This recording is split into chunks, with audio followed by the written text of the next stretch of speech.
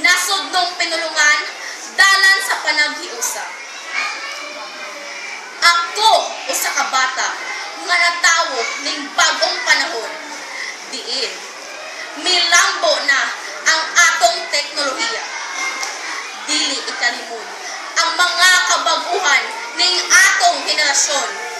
Apan, ako nalipay nga niining panahon na buhi paghapon ang atong nasudnong pinulungan bisan pa man sa mga pagsulay nga atong gisagubang ug sa mga kabaguhan nga atong naagian.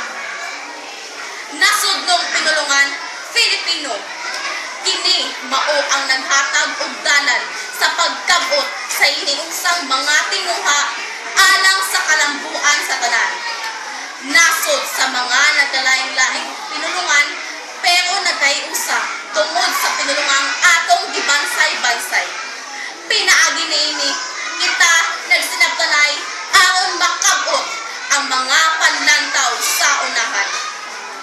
Kung atong balikon ang mga kagahapon, nasod nung pinulungan atong nabatunan sa dili masayon nga kaagi. Ni aging Presidente Manuel L. Quezon nanlimbasog aron gayon makabot ang pangandoy nga magkahiusa ang matagusa pinaagi sa nasudnong pinulungan. Daghang mga nagkalaing-laing pinulungan ning atong nasod. Aduna pay mga pinulungan sa mga estranghero, apan usa lang ka pinulungan ang mamahimong magpahiusa sa mga Pilipino.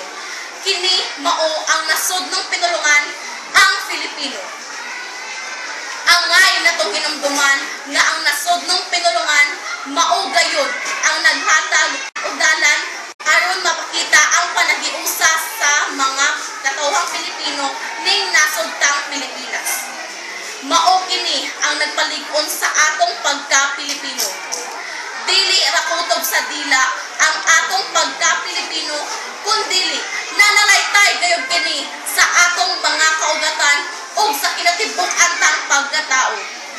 Mapadpad man kita sa nagkalaing-laing dapit, mogamit man kita sa nagkalaing-laing pinulungan.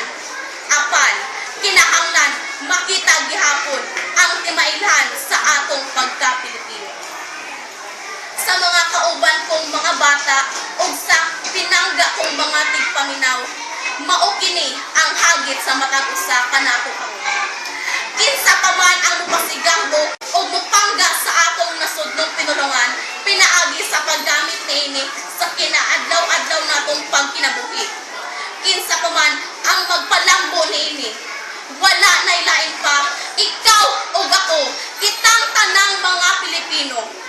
Apan kinahanglan hinumduman ta nga ang nasudnong pinulungan mao gayud ang dalan sa panaghiusa.